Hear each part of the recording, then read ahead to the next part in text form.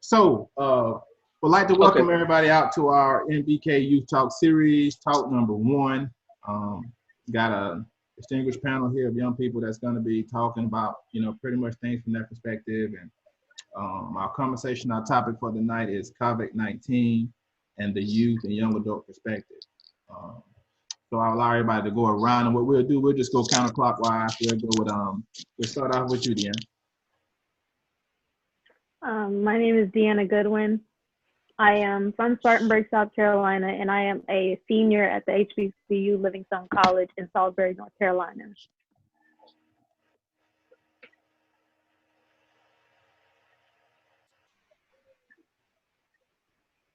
It's on you, Zach. I am Xavier McKnight from Spartanburg, South Carolina. I am a freshman at Bluefield College.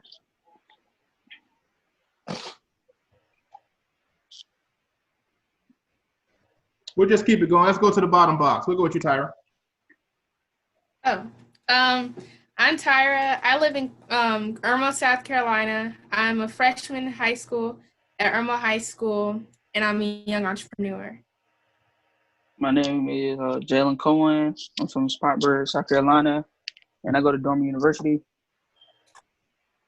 My name is Tierney Petty. I am a junior at Dorman High School, and I am from Spartanburg, South Carolina. All right, Dorman University. I hear you. So, to kind of get into our conversation, we'll just kind of dive right in. So, the point and purpose of the MBK Youth Talk series was obviously you all know that our lives have been impacted significantly to the point to where the way we're having to live now, the way that we're having to go about doing things has altered, every facet about our life, from social distancing to, hand washing. I know everybody probably got the dry cracked hands or what have you. So it has impacted, everything, every component of life, that we can think of. So the thing that comes to mind is I've been hearing a lot of conversations. There's a lot of things that's been going on, taking place. But the one thing that I have not seen a lot of is the inclusionary piece and dialogue of, the youth perspective. How are young people feeling? How is this impacting young people?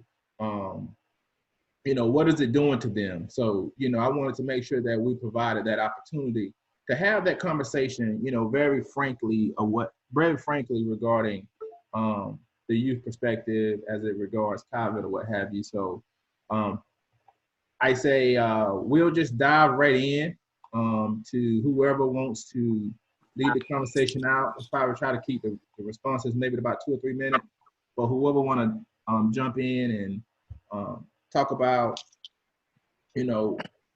what this has done, what this means to you regarding, COVID-19, the new life, as some would say, that we're having to live. Like, how are you adapting, and what's your perspective and your thoughts on it?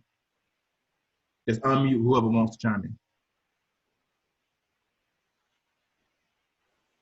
I mean, to me, it's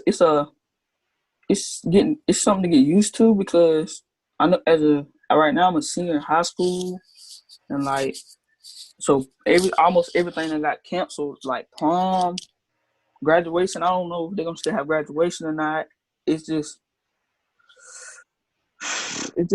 like it's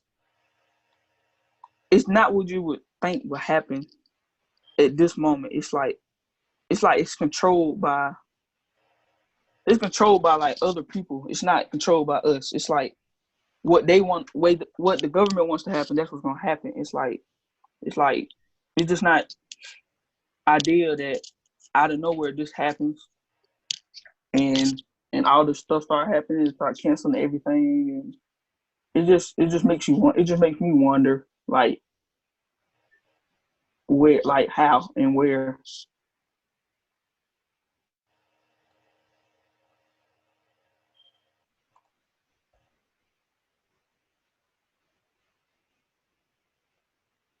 It,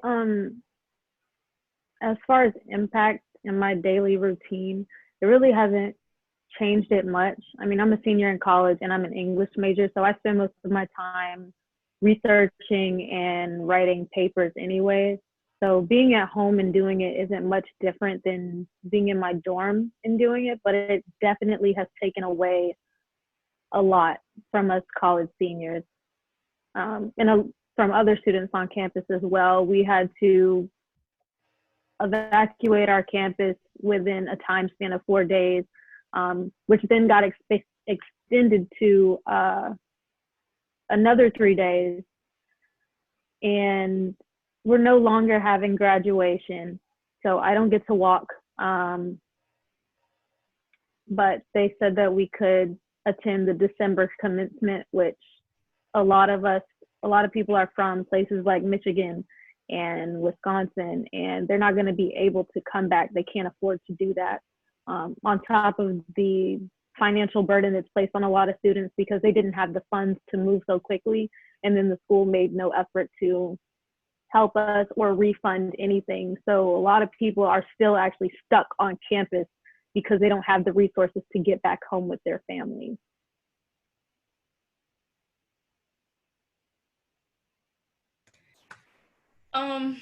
I can say it's impacted because I have a mother and she's a nurse. So she's always in that work field. And it's an eye-opener because she can have it and she's always close to it without knowingly being in that area.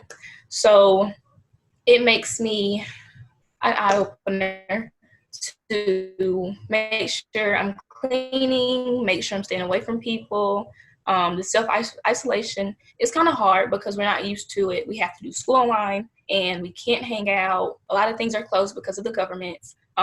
Jobs, I got laid off because we can't be in close contact. So it's hard because it's just like a up and you can't do anything type of thing. So that's just why I would say it's hard. But yeah, it's an eye-opener for a lot of people because a lot of people didn't clean and stuff like that, but now they are and all that. So yeah. For me, I mean, it's not that hard because I'm just a freshman. So a lot of the stuff is easier and they're just like uploading stuff to Google Classroom and stuff. Frustrated because my mom still wakes me up early and everything to do my work. But that's easier, so I get my work done earlier in the day and then later on I could just relax and do whatever. But I still like study because next year I know I'm going to be taking college courses and stuff, so I'm studying for those tests and like I'm just using this extra time to kind of get ready for next year because I'm not really sure if I'm going to be going back this year. Like with all this going on, like we have no idea if we're going back to school. We have no idea what's going on. It's just a lot. I mean, nothing's ever happened like this before. Like the worst thing that's happened was probably closing down because they thought that was going to snow. But this closing for months and stuff, it's different for me. But it's not really like, it's not that bad. Like I know that my grades are going to just flood.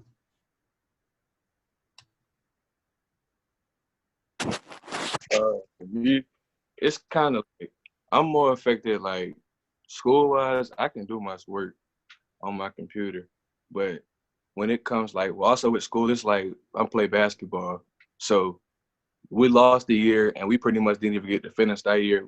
Granted, we didn't make it that far, but it still takes a year off of us, and a lot of us kind of want red shirts. But as far as being here, not like I said, nothing like people been saying. There's pretty much nothing we can do, and I'm almost downtown.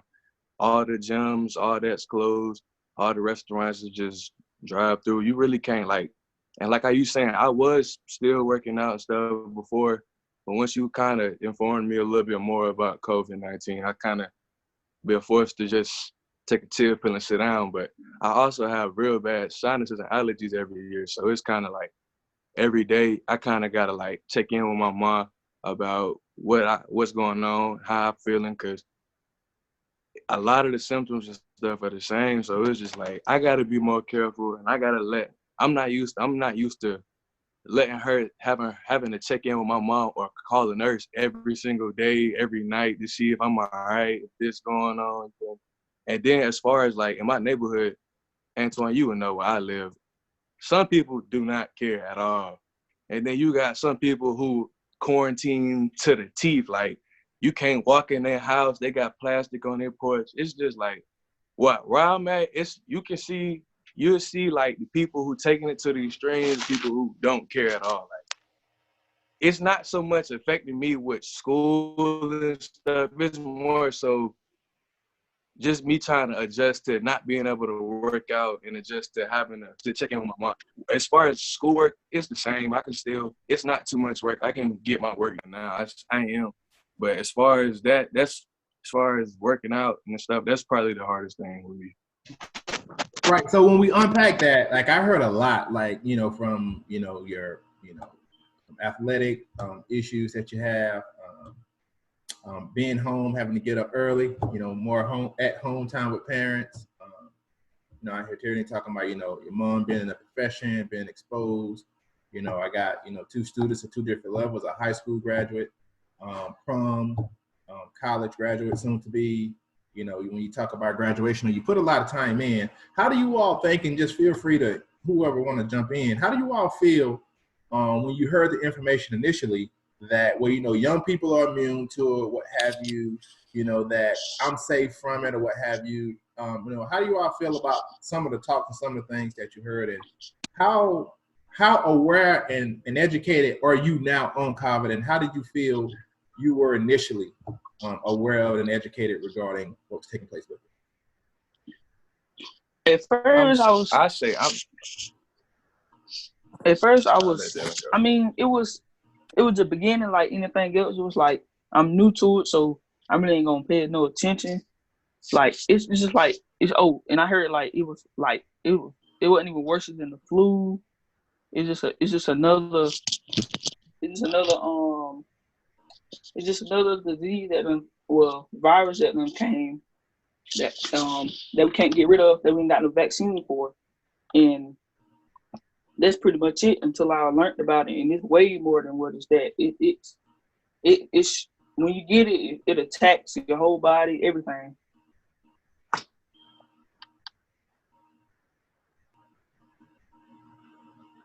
Personally, when I first heard about it, I was actually, one of my friends had sent me a TikTok from the app where Chinese doctors were trying to warn others about it. And nobody really was paying much attention to it. It wasn't really getting much traction. And it kind of concerned me that so many people could see something having such a large impact on a group of people, but because it didn't impact them, they weren't concerned. And they automatically started believing myths and a lot of pseudoscience saying, oh, young people can't get it. Oh, Black people can't get it. Mm-hmm. And here we have people dropping like flies, no pun intended, left and right, because no one's taken proper precautions or tried to take preventative measures up until the last minute. And that's in part how we ended up, all pretty much just stuck in our homes. So I started my research on it early, and I just went ahead and started Lysoling everything down and telling people to stay away from me. Right. See, like, here's the thing though, like, so I seen this post, it was like on the back of it had coronavirus. So it was like, and then like yesterday on the news, it was like a guy said you have to wipe everything down, let it dry for like 4 minutes or whatever. It's like, it's a lot of stuff that we don't know about, and it's like it gets to the point where it's like, what do they know and what they not telling us? Right. So there's a lot of information that's out there that you don't really kind of know what to take in, what to take out. Sometimes it's ever changing, it's ever flowing. So you want to sometimes it's kind of hard to decide and dictate, what is real, what is not, what should I do, what should I not do, because you're getting so many mixed messages and such an influx of information. And I think the biggest point is the social distancing piece is very critical. And also the critical piece when it comes to, the hand washing and, doing your part in keeping the germs down. But we'll keep going. Whoever else wanted to add in, say something. I think, Tierney, you was getting ready to say something? Or Tyra, Xavier, either one of you all. whoever.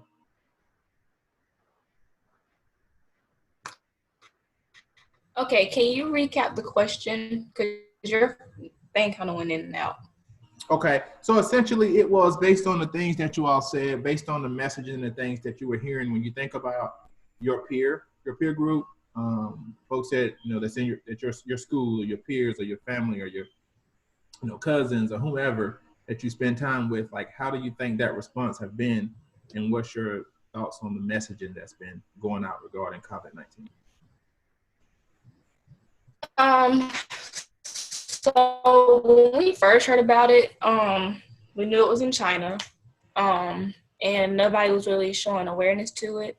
They were thinking it was something that was just gonna blow over, but nobody thought about like China's population is huge, and they travel, and they're in close proximity to each other. So it's going to get to each other, and it's going to travel to different countries and things like that, and continents.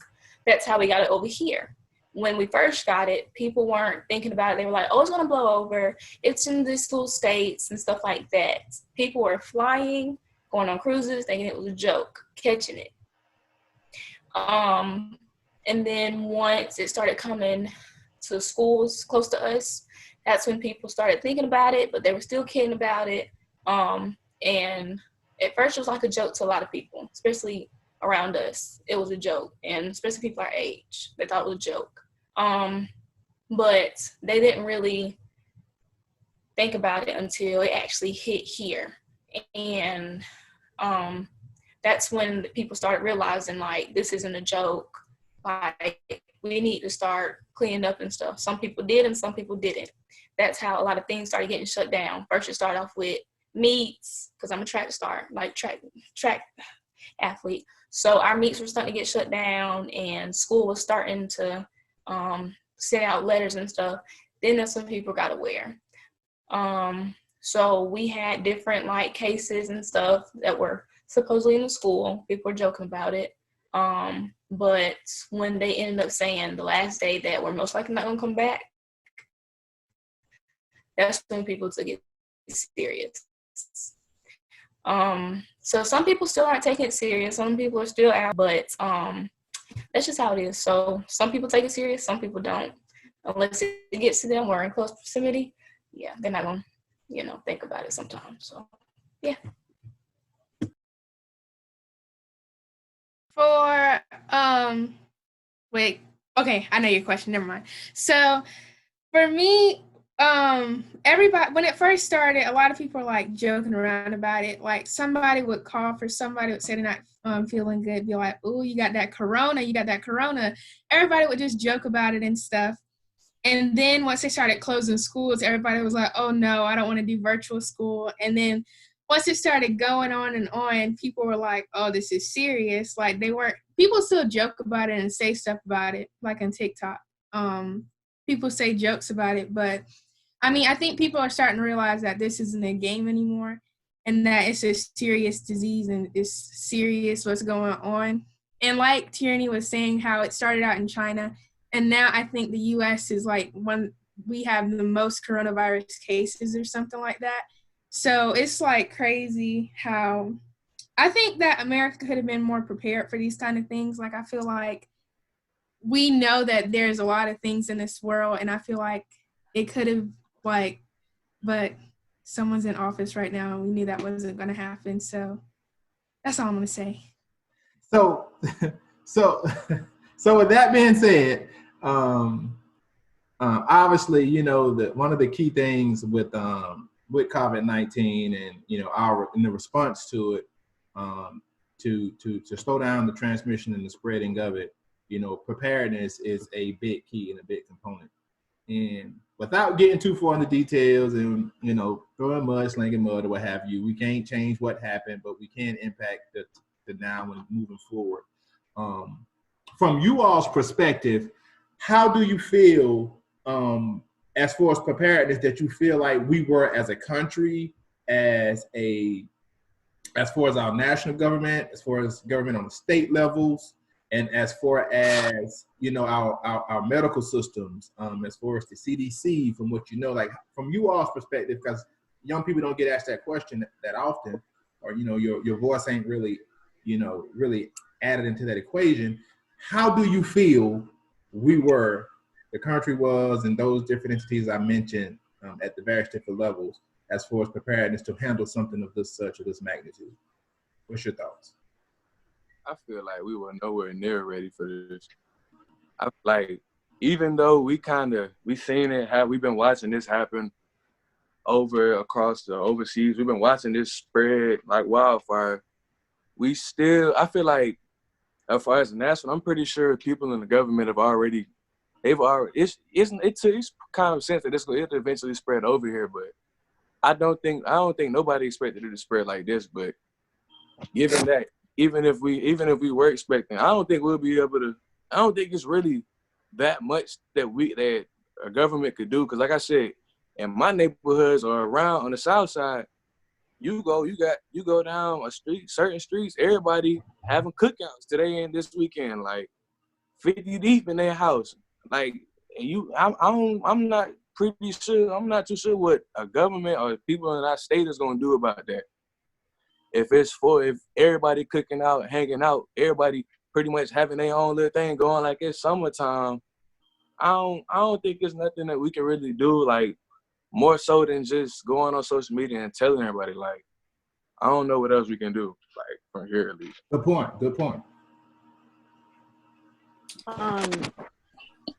We were not prepared. There was no intention to prepare. Russia shut down their borders in January. We had ample time, and they were more focused on cashing out, hoarding supplies, and moving money to companies and trying to prepare for the stock market to crash. That's what they were focused on. People gathering in the streets, the only thing that we can do about that would probably be for a governor or a mayor or something to issue a citywide or statewide curfew. Stores have started limiting their hours, 8 a.m. to 8 p.m., most of them.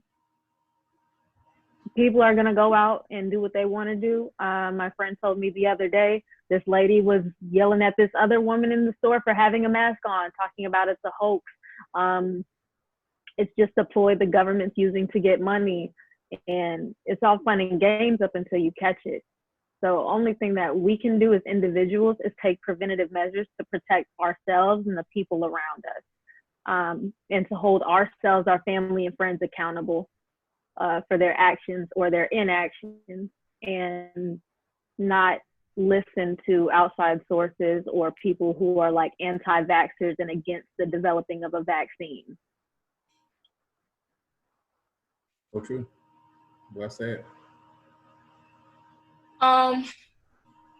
So we have known about the corona, or China has known about or had corona for like 4 months before we heard about it.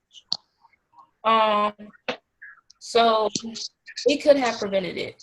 We could have limited transportation, such as airway, like that all could have been the measures. But I feel like the government didn't take it as serious as it should have been taken. They didn't make any efforts, or little to no efforts, to make sure we didn't come in contact with it. They let this happen because now if they've known about it, because China, we all communicate with different countries, they could have put up the precaution and prevention to get it from not coming over here. So that's just my opinion on it. Well, I mean, my opinion on it is we messed up 4 years ago. We wasn't going to be... 4 years ago, we already knew we were going down here. And they knew it too. They just didn't want to... 4 years ago, we over with. We just... Simple as that. That's basically everything. It's just from the start to now, it's been the same. Ain't nothing changed. And it's like bad decisions have been made, and it just At the end of the day, I just want to go across stage, man. That's it. That's it. I just want my freshman year back. And go ahead, Tyra. You can go ahead, Tyra. So for me, I feel like I know that it's a huge virus, but I feel like if we had a president who had like research about the virus, who knew about it, like the things that he would tell in his press conferences and stuff about the virus was things that he had perceived in his head, not with backed up evidence or backed up facts. It's just what he thought. So I think a lot of this is from our leaders, and also because, like I said at the beginning, a lot of people took this as a joke. Like, because how we know people overcame the flu and stuff, we were probably thinking like, this is another flu or something. And because a lot of people didn't take it that serious at the beginning, that's why it spread so much. And that's why we're at where we are. And that's why I'm sitting at home like this. That's why it is, in my opinion. Right. So the one thing that we all have in common that we know, like I said earlier, we all mentioned like life, our life, everyday life, and you know, the world as we know it has changed, and you know, there's a founded belief that it will never be the same again, even with recovery. So when we think and talk recovery, you know, you think about it from multiple phases. You think about it from a public safety perspective, a public health perspective. You also think about the economy as well, because everything has its proper purposes when you put it into perspective. So as we close out our conversation, because we can go on and on and on about this, and I think there are so many things that you all have mentioned in this conversation that, you know, we're going to be having. As I said, this is our first MBK talk. So we're going to be having many. We're going to be dropping talks every week. Sometimes we may have multiple talks per week, just kind of based on what's going on.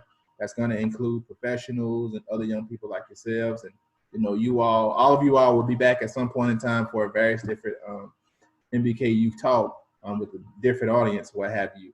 But in getting ready to close out, a question I want you all to respond to is, when you think about, with all the things that we've gotten, information that we've gotten, that all of our stories are different, moving forward, how can you educate, one, and two, how can you be the difference in one, your community, two, your family, and three, with those that you have influence with?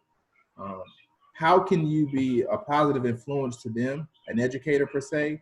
And also, what is it that you would like for folks to know regarding your perspective when it regards COVID-19?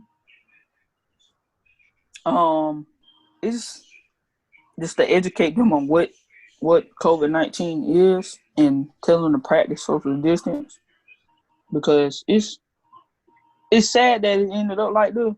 Because 4 years ago, I mean, we pretty much it was a toss up. It's like we gon' it's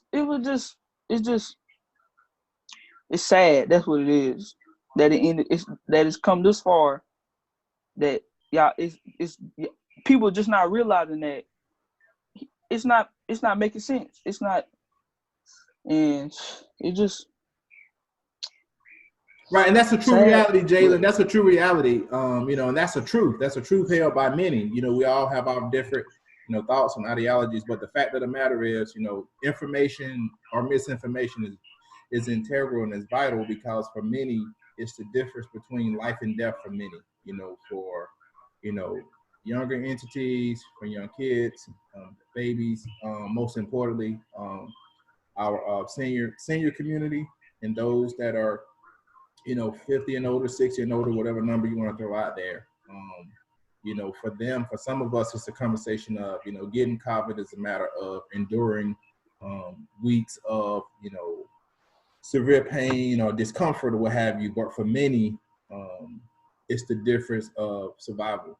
So, you know, that messaging and information going out, and what you're saying, Jay, and that frustration, like that's a real thing. And thank you for sharing that, because in many cases, there's a lot of folks that don't necessarily hear the youth voice and the youth perspective and understand that you do have, you know, thoughts and feelings and an opinion on that matter. So, and also you'll be voting this upcoming year, so you can use that power and use your voice.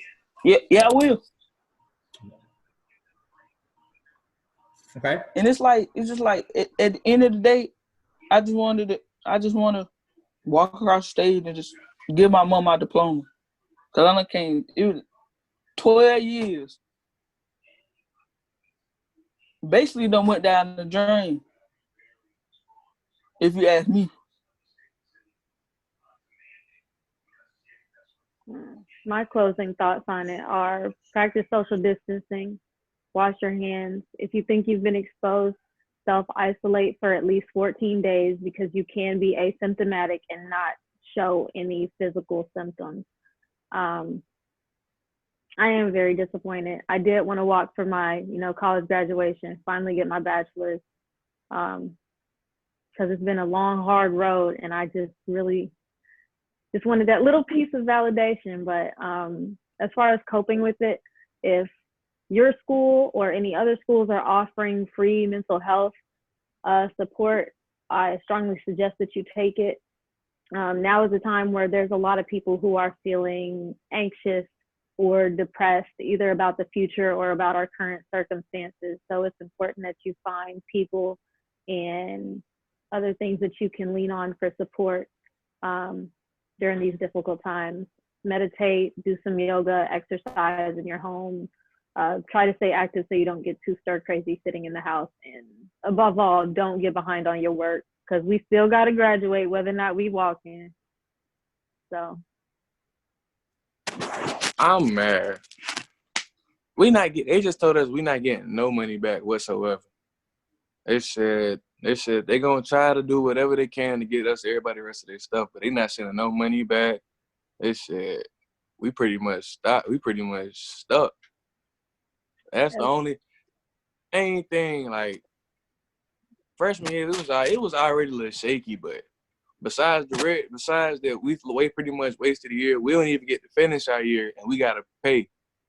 Like that's the main thing that my mom is talking about, and I know she's worried about, even if she's not saying nothing about it. I know that's my main issue with the school right now. Like how they gonna deal with this? Cause like you said, like Deanna said, it's a bunch of seniors in every school, freshmen, sophomore, juniors. High school is a little different because they going there. They not living there, they're not paying to go there. But we paid for education, or my parents did, and I'm not, and we didn't even get to finish that. So I could see at least say something of a meal plan, but they said they haven't even thought of nothing no more. Like they said they was gonna talk to us. They said they was gonna try to make a decision, try to look at something, doing something. But then the next day they said there's nothing that they can do, saying that they tried all they can. So it's just like, for me, besides basketball and stuff, that's my main biggest issue, like right now, because this is determining like how this plays out for the rest of this year. Whatever they decide to do is determining what I do next year, if I even go back to school and the next year instead of taking a year off. So it's just like these next few months, they haven't decided if we coming. They just decided that we're not coming back this weekend. We're not coming back. We don't go to school Monday. They decided that Friday night. So it's kind of like our school is doing everything last minute, and it's kind of like it's putting me in a weird place. Like I'm real uncomfortable, and I don't have a lot of time to transfer or anything. So I'm kind of stuck right now. Like. Right, and that's something, Xavier, I think we're going to table. That's a very great point, and Deanna as well. I think that's a great point that I definitely think one of our future MBK talks would be a panel with college students from abroad to have this conversation about that impact of what it's having and how we can get into that conversation. I think that's a very good point, and I think that's something that we'll look to dive into in a later discussion. But keep your head up, Xavier. All right, next. We want to close out. Sorry. I feel like everybody that will be watching this or that is going to watch this, y'all, this is not a joke. It is not. take this with precaution. Self-isolate if you feel the symptoms. Like she said, it's asymptomatic. Take this serious. This is nothing to play with. Wash your hands. Make sure you're not getting close with anybody. This is not a game. But I feel for everybody that can't have the prom, they can't have senior graduations, and stuff like that.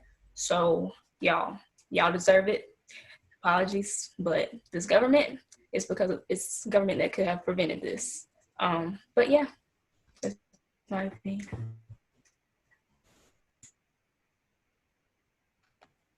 Okay, so I know that it's like a lot going on and a lot of people are upset about it, but I do want people to know that it is a bright side to it.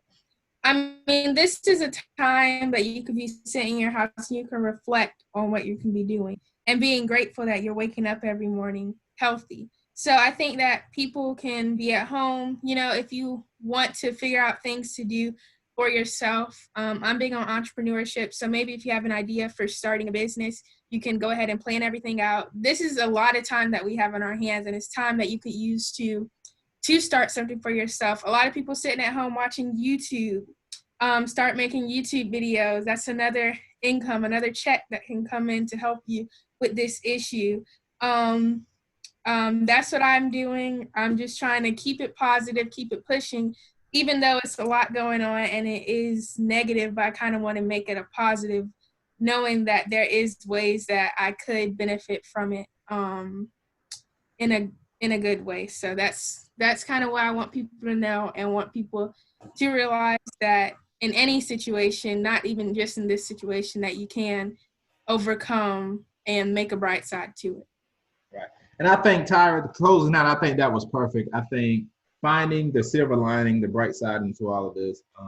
Unfortunately, I actually have individuals that I personally know, as well as family members in the state of South Carolina, and some that are outside of the state of South Carolina that actually contracted COVID, the coronavirus, COVID-19. So they're in various different stages, and one of them is in a critical stage. So it's something that is personal to me.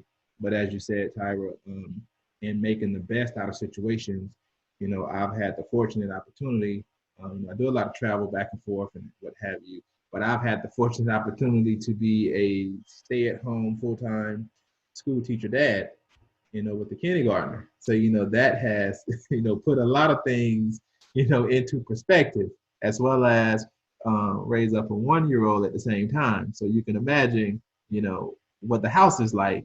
But, you know, so many people from all different backgrounds are dealing with so much, you know, change and transition. And the thing about it was unplanned, it was unforeseen, and it was sudden. But I think the silver lining is taking advantage of the opportunity. I think sometimes when you have adversity hit that's beyond our control, many times you have to fall back on things such as your faith, you know, such as most importantly family, and putting things in perspective and prioritizing, you know, what is important. So I think with your time, managing your time with your education and schooling, putting those things into place, you know, finding out what your habits, find out what your purpose is, your habits or things that you love, you know, using this time in a constructive way to, you know, make life and things better for someone else or for yourself. So I think there are things that we can be doing. You know, the basics of us being here having this conversation and the need to have a, you know, MBK Youth Talk series. You know, it was based on, you know, COVID-19 and, you know, how our lives have changed.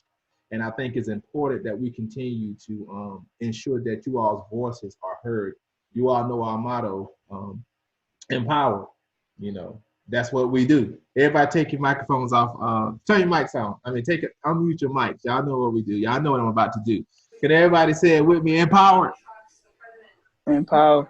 Oh, that was weak. That was weak. And Tiffany, you got on an empowered shirt and said it weak, but empower, that's what we believe.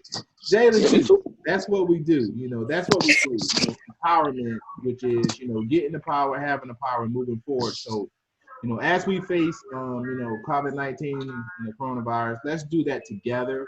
forward movement, with love for one another, with care for one another and your fellow man. But most importantly, things like this. So my seniors just graduating high school and college, with MBK and a few other partners I plan to get with, although you may not have a graduation ceremony at your school campus. I'm working with some folks and things, and MBK definitely is planning to recognize you all in front of your family, with a graduation ceremony of some sort. Once things are in the clear, once we get mobile again and can be out and overcome this coronavirus. We plan to do that for young people that have put in their time. That's a significant achievement, graduating, and you want to share that moment with your friends and family or what have you, or those that's been there with you. So we do plan to do that. That's some conversations we'll have down the line. But I want to thank each and every last one of you all for being a part, and the things that you are doing. And I want to say, just continue to be safe, continue to educate others, and let's continue to move forward and remain positive. And I look forward to some of our future conversations. And let's continue the narrative of practicing social distancing, as well as following proper hygiene and making sure that we educating others about how they can protect themselves. You all protect yourselves, and in doing that, you will protect those that's most closest to you. So we're gonna close out this segment, MBK Youth Talk series. The purpose of this talk is to provide a platform for our young people. So stay tuned. We'll be getting this out on various different platforms, and we have more talks to announce that are upcoming. So thank you guys. I love y'all. Y'all have a good night, okay? Peace. All right. Good All night. right. Okay. Peace. All right. Love. Bye. All right.